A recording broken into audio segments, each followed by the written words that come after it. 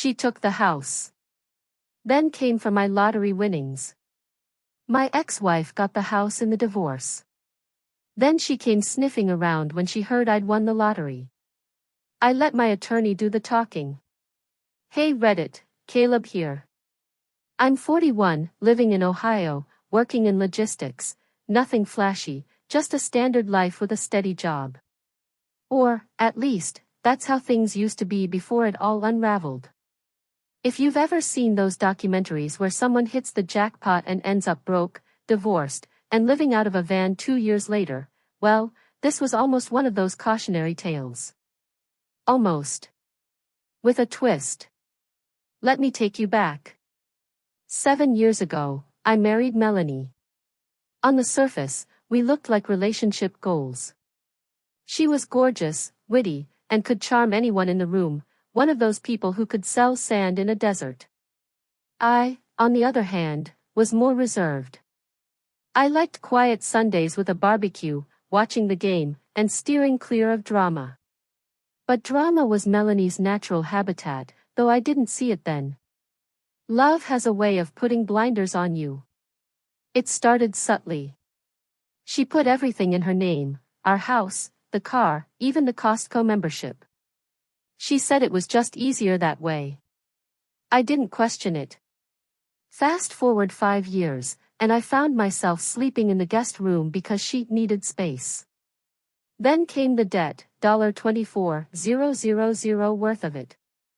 All racked up on luxury spa days, high-end handbags, and a secret girls' getaway to Cabo. I only discovered it when the bank called, asking why I had missed several credit card payments. When I confronted her, she rolled her eyes and called me dull, said I should feel lucky someone like her ever bothered with me. And then, just like that, she filed for divorce. Her claims? Emotional neglect and financial instability, against me. The man who was grinding through 60-hour weeks to keep her living in comfort. Now here's where it gets even more twisted. Since everything was in her name and Ohio doesn't divide assets 50-50, she walked away with almost everything. She got the house I paid the down payment for, the SUV I bought her on our anniversary, and half of my retirement savings. All I was left with were the clothes on my back, my PlayStation, and a grill. The divorce was finalized in February. By June, I was living above a dry cleaner in a cramped 2-bedroom rental, surviving on frozen burritos and microwave ramen, wondering how much worse life could get. Then July hit. And everything changed. On July 3rd, I stopped at a gas station for a Gatorade and decided on a whim to grab 2 scratch-offs. The first one? Trash. The second one? Worth $6.2 million. I stared at the ticket for a solid 10 minutes, convinced it was some kind of error. I called my best friend Kyle, who immediately asked if I was high.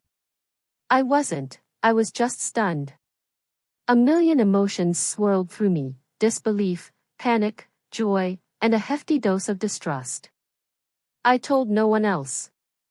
Just Kyle and my lawyer. I claimed the prize anonymously, funneled it into a trust, and took the lump sum. After taxes, I walked away with just over $4 million.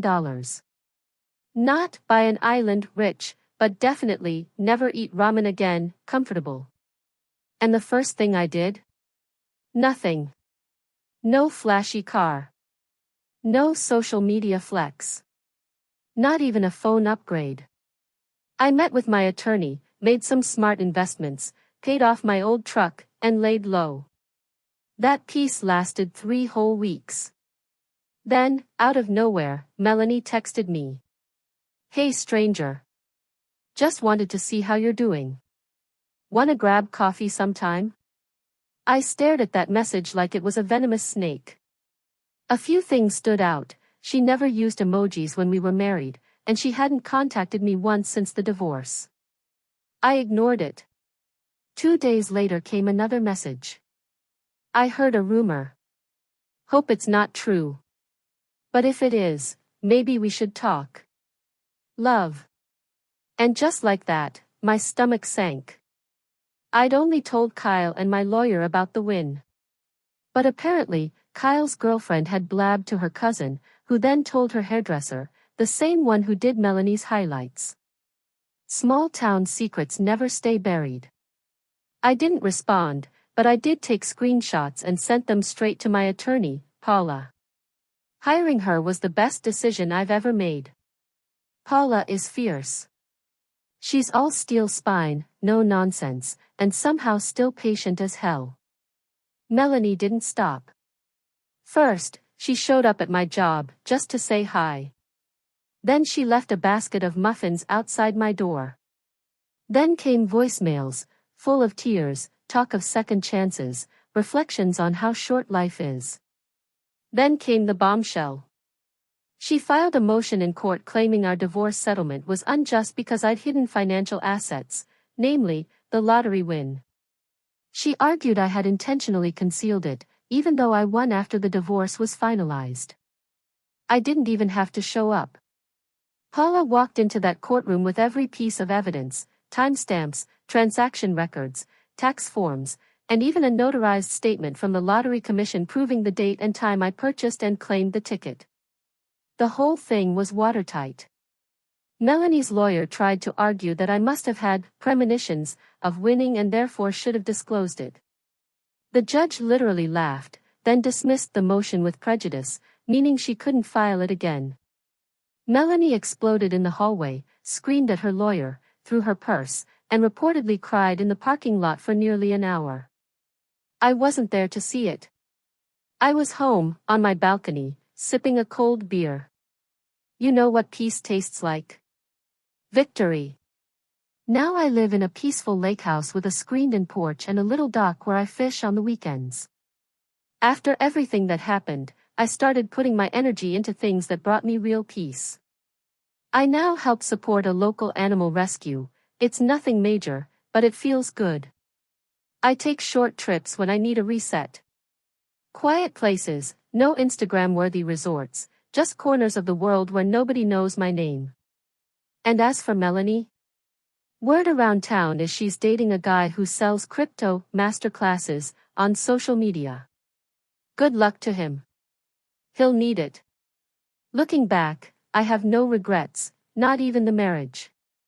It taught me hard lessons about guarding my peace, making better choices, and letting my attorney handle the messes.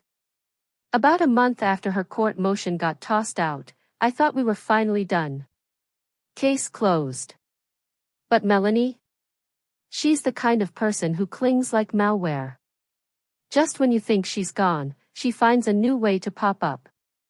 It was a chilly October morning. I was sitting on the back deck, sipping coffee and watching ducks argue over territory on the lake, when there was a knock at the front door. I figured it was either a delivery or my neighbor Joe needing a jump again. But no, standing there in pearls and perfume was none other than Melanie's mother, holding a tray of banana bread like it was some kind of peace offering. Caleb, sweetheart, she said with that overly sweet tone. Melanie's been going through a tough time. She's not herself lately. Yes, she made some mistakes, but don't we all? Maybe you could help her get back on her feet? I stood there quietly for a moment, staring at her like she'd just asked me to donate a kidney to someone who set my house on fire. You mean the same Melanie who took everything and then tried to come for money she had nothing to do with? Her cheerful expression faltered for just a second. Then came the emotional card. You know how girls get when they're scared, she said with a little sigh, as if that explained it all. I didn't bother arguing. Just looked her dead in the eye and said, "Tell Melanie I said hi, and goodbye." Then I shut the door. She left the banana bread on the porch like some kind of truce. I gave it to Joe's dog. 3 days passed, and then came the email. That's how I knew she was really spiraling. Resorting to email felt like a last-ditch move from someone out of ideas. It was long and all over the place. She wrote things like, "I never stopped loving you," and "We were just under a lot of pressure," and "The house meant nothing without you." Then the kicker, money can't buy happiness, but maybe it can buy us another shot. I forwarded it straight to Paula, just in case she tried anything clever again. And then, get this, she went public. One night I was scrolling through Facebook when I stumbled on a public post from her account. There she was, dramatically posed on a park bench with a look of melancholy carefully plastered on her face. The caption read, "Some people win the lottery and lose their soul." Not naming names, but wow. Just wow. It didn't take long for the comments to explode. Half her friends were cheering her on with, "You deserve better, girl," while the other half, people who actually knew the truth, tore her apart. One guy wrote, "Didn't you take his house and try to sue him for lottery winnings? Now you want to play victim? Sit down." A woman posted a popcorn gif. It was glorious. I thought that had to be the final act. But Melanie had one more scene in her. She turned up at my workplace. I work in distribution, concrete floors, forklifts, steel toe boots, mostly guys who mind their own business. One of the guys walked up to me looking awkward. Caleb? There's a woman at the front. Says she's your wife. Wife. Not ex-wife. I headed to the front office, and sure enough, there she was. Dressed like she was on her way to an awards show. Full glam. High heels. Push-up bra. Smudged mascara for dramatic effect. "Caleb," she said loudly, just enough for the receptionist to overhear. "Please. Just hear me out. I made a huge mistake. I never should have left you. Now, I hate public drama. I don't cause scenes.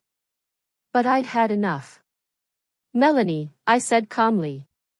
"This is harassment. Leave now, or I'll call the police." She looked stunned, like I'd slapped her in front of a crowd. "You wouldn't call the cops on me," she whispered. "Oh, I won't," I said. "But my lawyer? She lives for this kind of paperwork." She turned on her heel and left. That was the last time I saw her in person. Now, you might be wondering what I did with the money. Well, it's not all sports cars and Dom Perignon. I kept my job, part-time now, just enough to stay in the rhythm of real life. I bought a cozy home for my mom closer to her sisters so they can chat in person instead of over the phone all day. I opened a college fund for my niece and, yes, a little one for myself too, never too late to learn something new. I take trips when I feel like it. I go fishing. I sit on my porch and watch birds, clouds, and the world pass by. I've been trying to learn guitar. Badly, but I try. I give to causes that matter to me. I nap in the middle of the day just because I can. Sometimes peace is a morning with no emails from your ex. And sometimes it's knowing you could destroy someone legally, but choosing not to, because your attorney already did it better.